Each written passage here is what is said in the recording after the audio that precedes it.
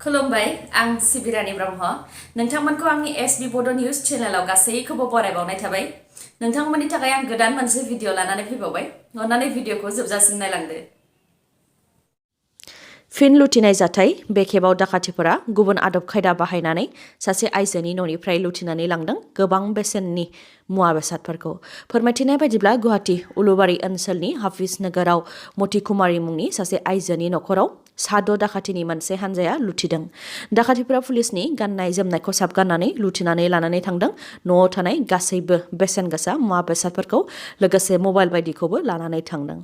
बे लुथिनाय जाथाया गासैबो सीसीटीवीआव सेबखांजादों जाथायखौ खौरां मोननानै पुलिसा जाथायथिलियाव नुजाथिफैदों आरो सीसीटीवीआव सेबखांजानाय भिडिअनि सायाव बिथा खालामनानै दाखाथिफोरखौ हमनो थाखाय संदाननाय हाबाया जागासिनो दं होननानै फोरमायथिदों मख'नो गोनांदि बावैसो सिगांबो गुवाहाटीआव सासे 60 बोसोर बैसोनि आइजोखौ बुथारनानै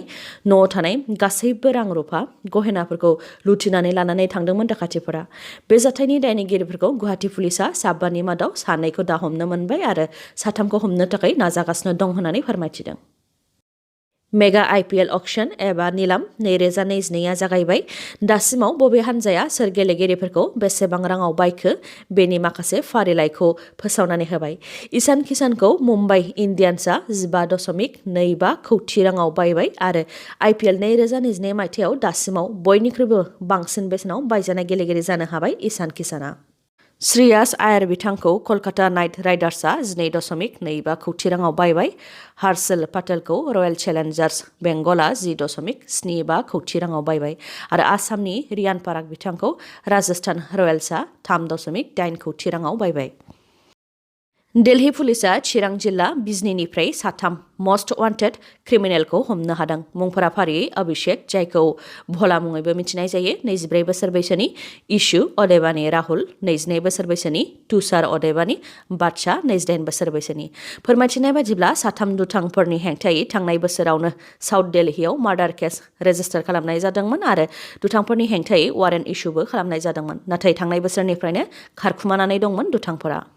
थांनाय बोसोरनिफ्रायनो दिल्ली पुलिसा दुथांफोरखौ हमनो थाखाय नाजागासिनो दंमोन नाथाय मबाइल फन सिम जेबो बाहायैनि थाखाय हमनो हायाखैमोन नाथाय दुथांफोरा आईपीडीआर दंगल बाहायनानै इन्टारनेट बाहायदोंमोन बेनि गेजेरजोंनो ट्रेस खालामनायाव बिजनी एड्रेस नुजाथिनायाव दिल्ली पुलिसा थोंजोङै बिजनीआव फैदों आरो आसाम पुलिस आरो रायजो राजाफोरनि मददजों बिजनीनि माथियापारा ओनसोलाव सासे सुबुंनि न'आव थाखुमानानै थानाय हालोदनिफ्राय साथामखौबो हमनो मोन्दों आसामनि गिबि मन्थ्रि डक्टर हेमन्त बिश्व शर्माखौ गिबि मन्थ्रिनि बिबाननिफ्राय बोख्लायनो दाबि खालामदों तेलेंगानानि गिबि मन्थ्रि के चन्द्रशेखर राव बिथाङा हादराव मोनबा रायजोआव जानो गोनां बिधानसभा बिसायख'थिनि मादाव उत्तराखन्ड रायजोआवबो जानो गोनां बिधानसभानि फोसावदिं मेलाव थांनानै डक्टर हेमन्त बिश्व शर्माया बिबुंथि हैनायखौ लानानैनो दावराव दावसि सोमजिदों डक्टर हेमन्त बिश्व शर्मानि हेंथा सोमावसारदों गोबां सुबुंफोरानो राहुल गान्धीआ राजीव गान्धीनि असे फिसा नंगौना नङा बेनि फोरमान दिनैसिम सोरबा बिफेरदों नामा होननानै डक्टर हेमन्त बिश्व शर्माया बिबुंथि होनायखौ लानानैनो दुंहाव थासारिया सोमजिदों भारत हादरा पाकिस्तानाव सार्जिकेल स्ट्राइक खालामनायनि सायाव एमपी राहुल गान्धीआ सिगांनि समनिफ्रायनो बीजेपी सरकारनाव फोरमान बिबोबाय थादोंमोन बेखौ लानानैनो डक्टर हेमन्त बिश्व शर्माया बिसायख'थिनि फोसावदिं मेल खुंनायाव बुंथिदोंमोन दि जुदि जवानफोरा पाकिस्तानाव सार्जिकेल स्ट्राइक खालामदों होनदोंबा बेनो सैथो बेयाव फोरमान बिलायनांगौनि जेबो गोनांथि गैया नाथाय राहुल गान्धीआ बेनि सायाव फोरमान बिबोबाय थादों दिनैसिम राहुल गान्धीआ राजीव गान्धीनि असे फिसा नंगौना नङा आरो राहुल गान्धीआ सोर बिफानि फिसा बेनि सायाव सोरबा फोरमान बिफेरदों नामा होननानै बुंथिदोंमोन बिथाङा बे खोथाखौ लानानैनो भारतनि माखासे जायगाफोराव डक्टर हेमन्त बिश्व शर्मानि हेंथायै सोमावसारदों बेनि अनगायैबो तेलेंगानानि गिबि मन्थ्रियाबो डक्टर हेमन्त बिश्व शर्माखौ गिबि मन्थ्रिनि बिबाननिफ्राय बोख्लायनो थाखाय प्राइम मिनिस्टार नरेन्द्र मोदी आरो बीजेपीनि आफादगिरि जेपी नड्डानिसिम खावलायहरदों लोगोसे बुंथिदों दि सासे एमपीखौ अदेबानि राहुल गान्धीखौ सोरनि फिसाज्ला बेबायदि सोंथि खालामनाया बीजेपी दोलोनि संस्कार नामा होननानै बेनि अनगायैबो हिन्दु धोरोमनि महाभारत भगवद गीता रामायणा बेबायदिखौ फोरोङाखै हिन्दु धोरोमखौ फाननानै हिन्दु धोरोमनि मुङाव भट लाग्रा बिथांमोनहा मोजां नङा जुदि बिथांमोनहा धोरोमखौ मानिग्राबा आसामनि गिबि मन्थ्रिखौ गिबि मन्थ्रिनि बिबाननिफ्राय बोख्लायनांगौ होननानै बुंथिदों आसामनि गिबि मन्थ्रि डक्टर हेमन्त बिश्व शर्मानि बे बिबुंथिखौ लानानै आसामावबो सोमावसारदों कंग्रेस दोलोआ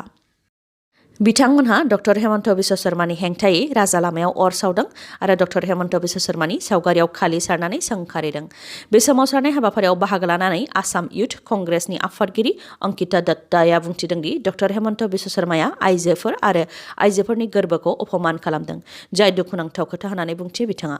आसामनि गिबि मन्थ्रिया आइजो आरो बिमानि गोर्बोखौ अपमान खालामनायनि थाखायनो दिनै गुबुन गुबुन रायजोनि सुबुंफोराबो आसामखौ मिनिनो मोनदों होननानै बुंथिनायजों लोगोसे राजखान्थियाव जि खालाम नाथाय आइजो आरो आइजो माहारिनि गोर्बोखौ अपमान खालामनायनिफ्राय गोजानाव था होननानैबो बुंथियो आरो बिमा माहारिखौ अपमान होनायनि थाखाय निमाहा बिनो थाखायबो दाबि दैखाङो, नङाब्ला बेनि हेंथा सोमावसारबाय थागोन होननानै बुंथियो कंग्रेस दोलोनिफ्राय। हाग्रामा महिलारिनि स्टाइलाव आं सोरखार सालायाखै। हाग्रामा महिलारिनि समाव मावख'गिरिफोरखौ दरजा फांथेनानै बुयोमोन, बे खोथाखौ बुंथियो बिटिसिनि CEM प्रमद बर' बिथाङा। बावैसो सिगां हाग्रामा महिलारि बिथांनि बुंनाय राव प्रमद बर'आ एबसुनि स्टाइलावसो बिटिसिखौ सालायगासिनो दङ। जेरैबायदि बिटिसिखौ सालायनांगौमोन बेबायदि सालायनो हायाखै होननायनि सायावनो प्रमद बर'आ फिननाय होदोंदि हाग्रामा महिलारिनि स्टाइलाव सोरखारखौ सालायाखै। हाग्रामा महिलारिनि समाव मावख'गिरिफोरखौ दरजा फांथेनानै बुयोमोन होननानै खोनानो मोन्दों होननानै बुंथियो बिथां प्रमद बर'आ। लोगोसे बुंथिबावदि आं एबसुनि स्टाइलाव खामानि मावो ना गुबुन स्टाइलाव खामानि मावो, नाथाय हाग्रामा महिलारिनि स्टाइलाव खामानि मावा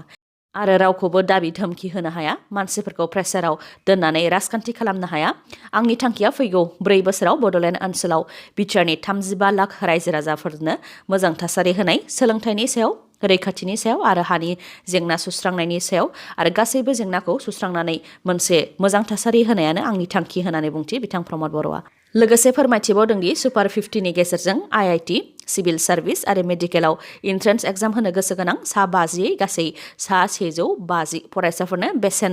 नाङालासे बे बोसोरावनो ट्रेनिं होनाय जागोन। 11 दान सोरखारनि फारसेनिफ्राय बेसेन नाङि ट्रेनिं होनाय जागोन। बेनि थाखाय क'क्राझाराव